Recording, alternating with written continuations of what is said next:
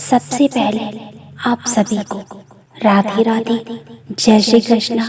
आप सभी का स्वागत है मेरे चैनल काव्या कजरी पर। श्रीमद् नारायण माघ मास महात्म के 5वें अध्याय की कथा सुनते हैं। दत्तात्रेय जी कहते हैं कि हे राजन, एक प्राचीन इतिहास कहता हूँ। भृगुवंश में ऋषिका नाम की एक ब्राह्मणी थी जो बाल्यकाल में ही विधवा हो गई थी। रेवा नदी के किनारे विंध्याचल पर्वत के नीचे तपस्या करने लगी। वह जितेंद्रिय, सत्यवक्ता, सुशील, दानशीलता तथा तप करके देह को सुखाने वाली थी। वह अग्नि में आहुति देकर उच्च व्रति द्वारा छठे काल में भोजन करती थी। वह वलकल धारण करती थी और संतोष से अपना जीवन व्यतीत करती थी। उसने रेवा और कपिल नदी के संगम में 60 वर्ष तक माघ स्नान किया और फिर वहीं पर मृत्यु को प्राप्त हो गई।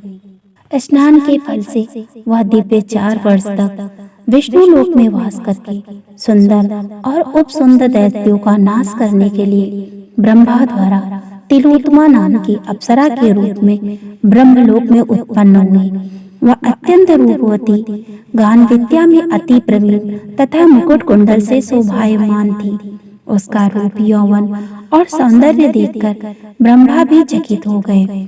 वह तिलोत्तमा रेवा नदी के पवित्र जल में स्नान करके वन में बैठी थी। तब सुंद और उपसुंद के सैनिकों ने चंद्रमा के समान उस रूपवती को देखकर अपने राजा सुंद और उपसुंद से उसके रूप की शोभा का वर्णन किया और कहने लगे कि कामदेव को लज्जित करने वाली ऐसी परम सुंदरी स्त्री हमने कहीं नहीं देखी।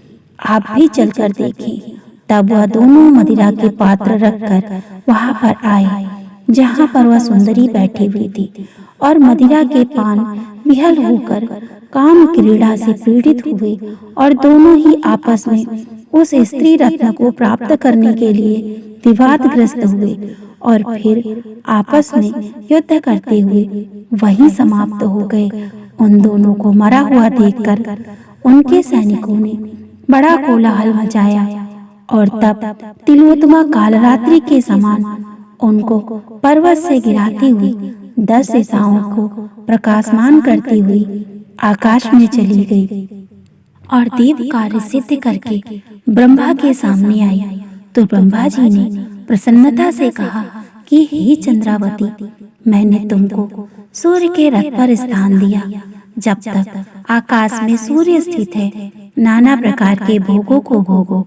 सो हे राजन, वह ब्राह्मणी अब भी सूर्य के रथ पर माघ मास स्नान के उत्तम भोगों को भोग रही है। इसीलिए श्रद्धावान पुरुषों को उत्तम गति पाने के लिए यत्न के साथ माघ मास में विधि पूर्वक स्नान करना चाहिए। माघ का महीना पवित्र महीना माना जाता है।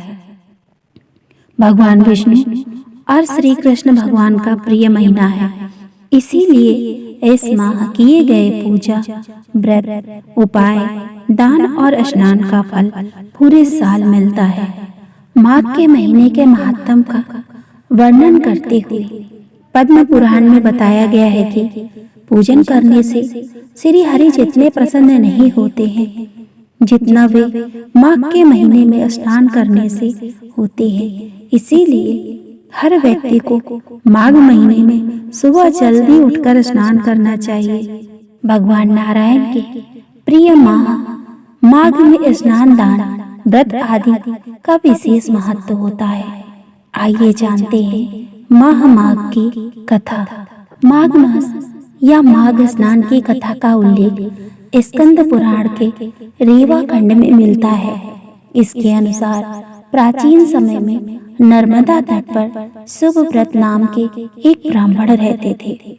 वे सभी वेद शास्त्रों के ज्ञाता थे, लेकिन उनका सारा ध्यान केवल धन संग्रह में लगा रहता था। इसी तरह उन्होंने बहुत सारा धन एकत्रित कर लिया। वृद्धावस्था के दौरान वो अनेक रोगों से घिर गए। इसके बाद उन्हें आभास हुआ कि मैंने अपना पूरा जीवन केवल धन कमाने में लगा दिया। अब मुझे परलोक सुधारना चाहिए। इसके बाद उन्हें एक श्लोक याद आया जिसमें माघ मास की विशेषता बताई गई थी। उन्होंने माघ मास में स्नान का संकल्प लिया। माघे निमग्रह सलिले सुस्ते विमुक्त पाप स्त्री देवी प्रयान्ते। इस श्लोक से स्नान का संकल्प लेकर वे नर्मदा में स्नान करने लगे और लगातार 9 दिनों तक स्नान किया और 10वें दिन स्नान करने के बाद उन्होंने अपना शरीर त्याग दिया। ब्राह्मण सुब्रव्रत ने अपने जीवन में कोई भी पुण्य का कार्य नहीं किया था, लेकिन माघ मास में किए स्नान के बाद उनका मन निर्मल हो गया और उन्हें स्वर्ग की प्राप्ति हुई। इस तरह से जीवन के अंतिम क्षणों में सुब्रव्रत का कल्याण हुआ।